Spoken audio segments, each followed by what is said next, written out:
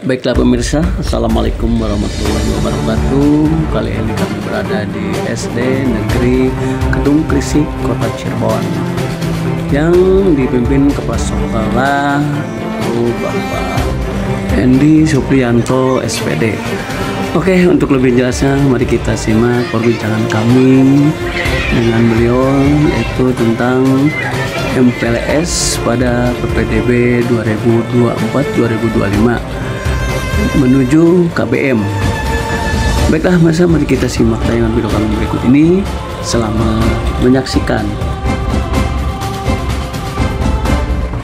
Oke Kang, jelaskan untuk di PPDB 2024-2025 ini, sekarang kan sudah menuju ke MPLS dan ke KBM juga itu.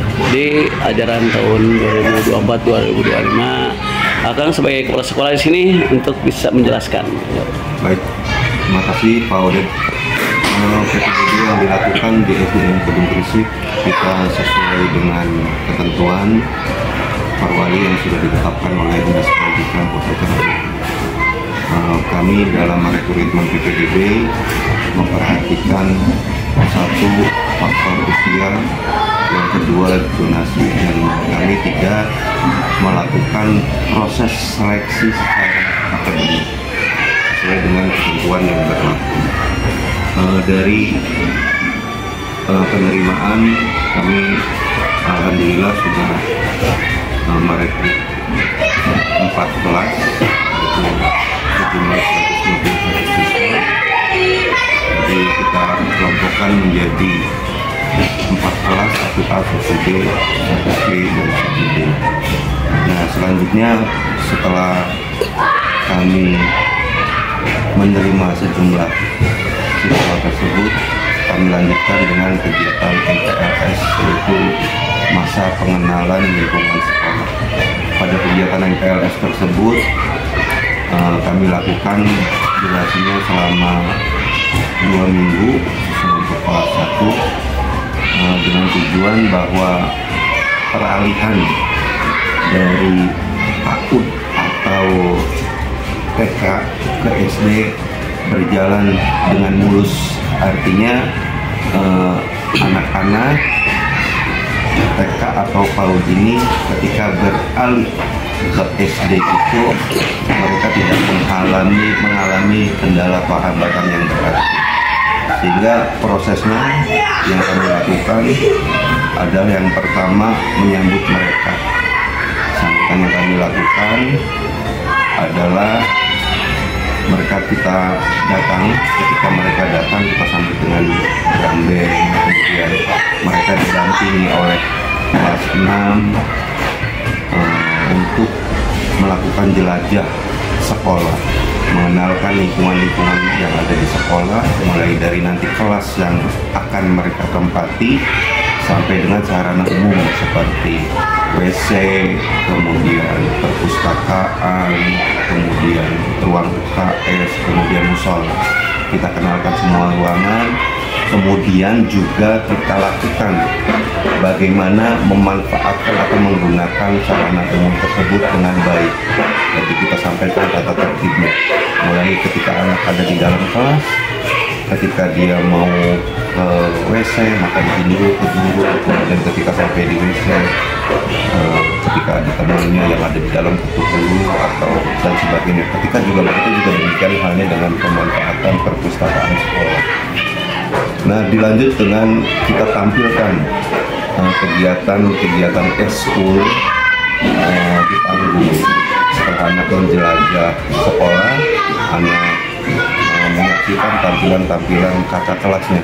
Akan tetapi tampilan kakak kelas ini unik karena kakak kelasnya ini adalah kakak kelas rendah. Anak yang kelas 1 naik ke kelas 2, anak yang kelas 2 naik ke kelas 3, dan kelas 3 naik ke kelas 1. Mereka menampilkan berbagai macam kreasi seni, mulai dari menyanyi, kemudian menari, kemudian berpidato, kemudian drama. Tampilan-tampilan ini saya yakin akan menggugah anak-anak pun untuk ikut merasa, oh iya ya, sekolah di sini itu menyenangkan. sambutan ramah dan menyenangkan, dan selanjutnya mereka juga dengan harapan mampu untuk berkreasi seperti anak-anak yang tampil tadi di depan. Nah, itu menjadi awal kegiatan MPLS di hari pertama. Di hari selanjutnya, ketika di hari Kamis, kami juga dikunjungi oleh Bunda PAUD menyaksikan bagaimana pelaksanaan MPLS di sekolah ini. Dan alhamdulillah Bunda PAUD menjadi respon yang positif terhadap kegiatan yang sudah kita lakukan. Dan di MPLS hari selanjutnya, materi-materinya kami sudah membuat pedoman, yaitu pedoman MPLS SMP nutrisi. Mungkin ada beberapa poin yang akan kita tekankan di sana. Misalnya bagaimana anak itu dididik untuk mengenal perubahan sikap akhlak dan tingkah laku, kemudian menekankan emosinya, kemudian meningkatkan kemampuan berbahasa, kemudian berinteraksi sosial, kemudian juga mengenalkan bahwa pembelajaran itu adalah sesuatu yang menyenangkan, mematangkan terkait dengan bahwa pembelajaran itu adalah sesuatu hal yang bersifat menyenangkan, sehingga mereka nanti ketika memasuki masa-masa pembelajaran ke depan mereka sudah terbiasa. Nah, poin-poin tersebut kami sampaikan semuanya dalam bentuk kegiatan-kegiatan. Dan yang terakhir kemarin, hari ini, hari Sabtu, alhamdulillah kegiatan MPLS sudah kami tutup, yaitu dengan orientasi kegiatan kepramukaan di sekolah. Anak-anak tadi kita meriahkan dengan berbagai macam agenda kegiatan, mulai dari pengenalan pramuka, kemudian baris berbaris, kemudian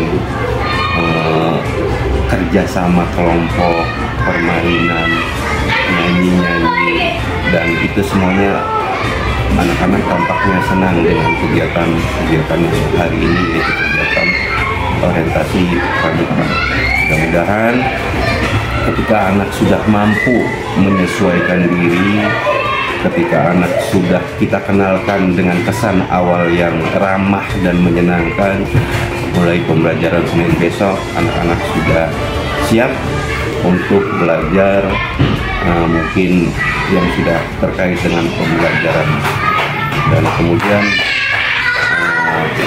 terkait literasi dan numerasi juga akan kami prioritaskan, dan itu dalam menjadi tanggung jawab sekolah dasar bagaimana untuk meningkatkan kemampuan literasi dan numerasi bagi anak-anak. Dan intinya bahwa kegiatan-kegiatan yang kami sudah laksanakan adalah untuk mencapai visi sekolah, yaitu berakhlak mulia, kemudian berprestasi, berkarakter ramah dan menyenangkan. Mungkin itu tadi. Oke Kang, terima kasih penjelasannya yang luar biasa. Wassalamualaikum warahmatullahi wabarakatuh.